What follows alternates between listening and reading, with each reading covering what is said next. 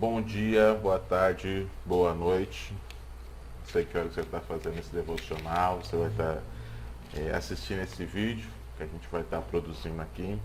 Estou alguns dias sem gravar os devocionais devido a algumas correrias particulares.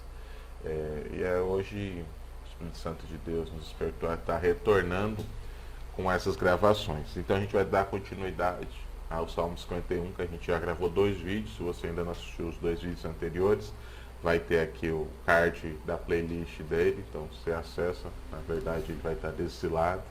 E no final do vídeo também vai ter o anterior, vai aparecer mais ou menos aqui assim. Beleza? A gente já falou até o verso 7, hoje a gente vai falar sobre o verso 8 até o 10, que diz assim: Faça-me ouvir de novo júbilo e alegria, e os ossos que esmagastes exultarão.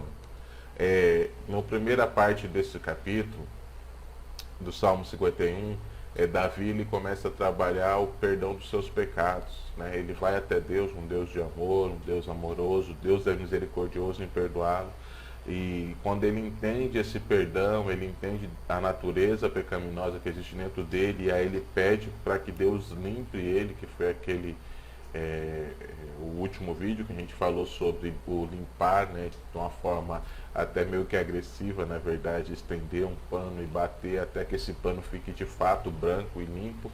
E agora Davi fala que meio a essa dor, esse sofrimento que o pecado trouxe para ele, ele quer que Deus promova nele novamente júbilos de alegria, que ele encontre alegria não nas circunstâncias ou nos problemas, nas consequências do pecado que ele tem vivido, mas que ele encontre de fato essa alegria no Senhor.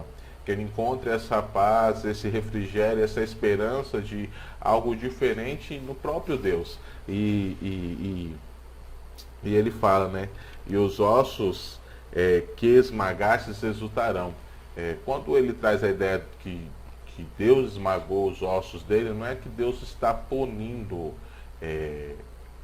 a Davi. Porque de fato o próprio pecado que nós cometemos traz consequências a nós, que nos leva a sofrer com isso, né?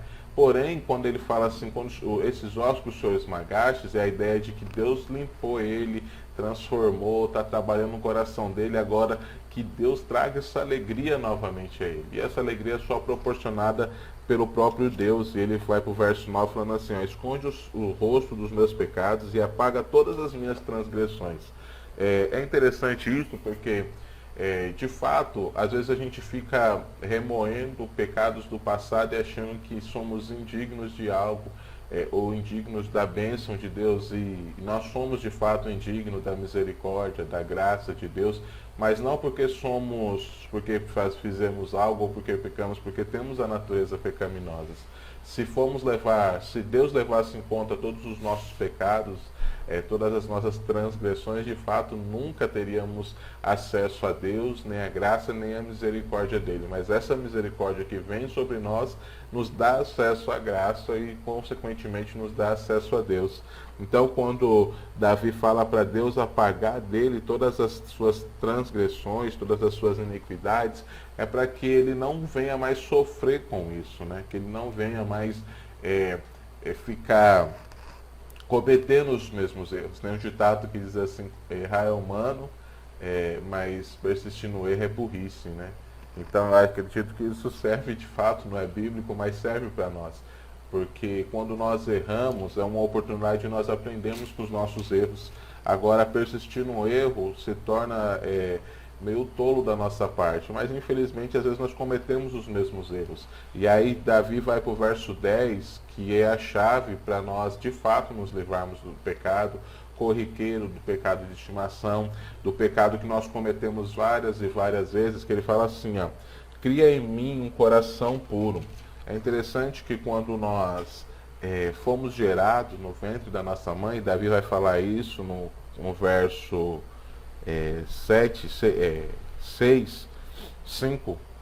4 e 5, Davi vai falar que desde o ventre da sua mãe ele foi gerado em pecado, né? Ele veio do pecado já Porém, quando nós nascemos, nós ainda não temos acesso a tanta maldade, tanta malícia que existe no mundo, e às vezes do que nós nos alimentamos, o que acessamos diariamente, nos leva a ter esse coração, às vezes, tendencioso muito mais para o pecado do que propriamente para a vida em Cristo. E a gente já tem essa natureza pecaminosa que contribui muito para isso. E aí Davi fala para Deus criar esse coração nele, um coração puro. E essa ideia de criar um coração puro é uma ideia tipo, de moldar, de fazer de novo, de trazer algo do alto para ele.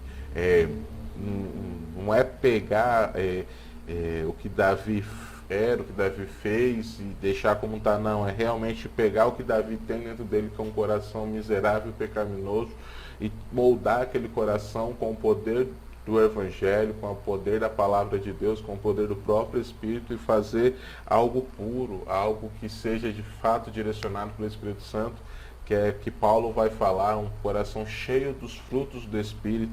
E aí Davi fala, continua, ou ele vai finalizar esse verso trazendo a ideia de como que ele vai de fato, com esse coração puro, ele vai abandonar o pecado. E ele só abandona o pecado porque ele fala assim, cria em mim um coração puro, ó Deus, e renova dentro de mim um espírito estável.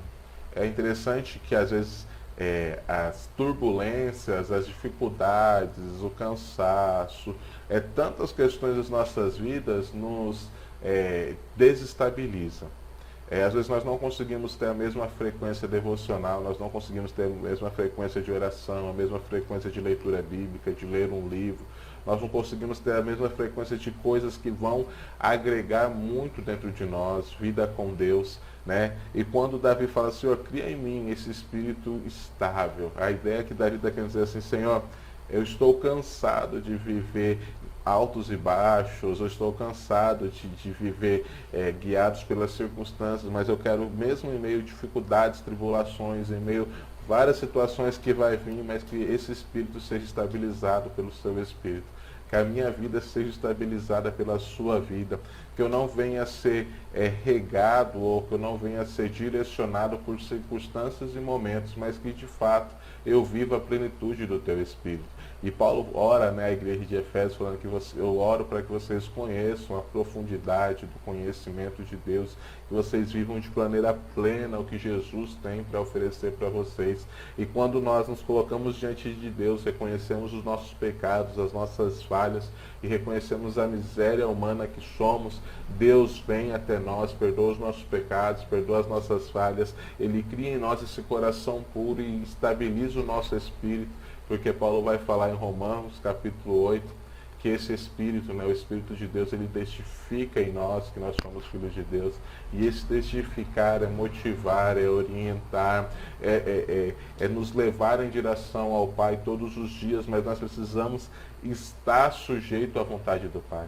A de fato querer falar, Senhor, ó, não sou eu mais quem vive, mas que o Senhor de fato vive em mim.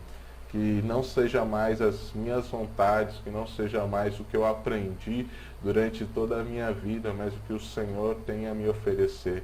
Né? Paulo fala que ele era um ótimo fariseu, que ele era um ótimo religioso, que ele era um dos melhores da época, mas quando ele conhece a Cristo, ele abandona tudo, ele coloca esse conhecimento de lado e fala, não, eu quero viver e conhecer a plenitude de Cristo em minha vida. E que isso de fato seja em nós também, que de fato nós vemos exultar em Cristo, nos alegrar em Cristo, ver a mudança radical de vida em Cristo, abandonarmos o pecado, e a gente só consegue isso de fato em Cristo. Fora de Cristo a gente não consegue.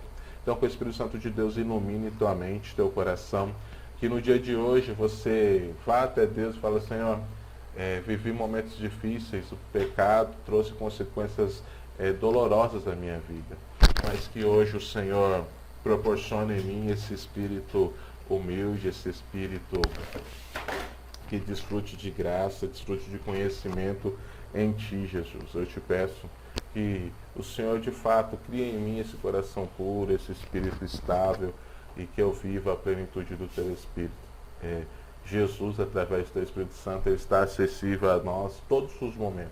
E esse é o momento, não existe o momento certo, não existe o tempo correto para chegar até Jesus.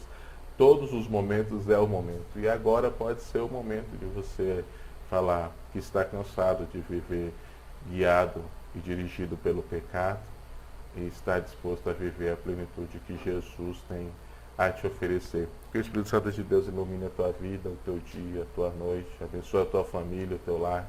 Esse é o meu pedido, para que Ele venha de fato iluminar as nossas mentes, os nossos corações, e que de fato a gente renuncie as nossas vidas para viver a plenitude do Espírito. Que Jesus te abençoe.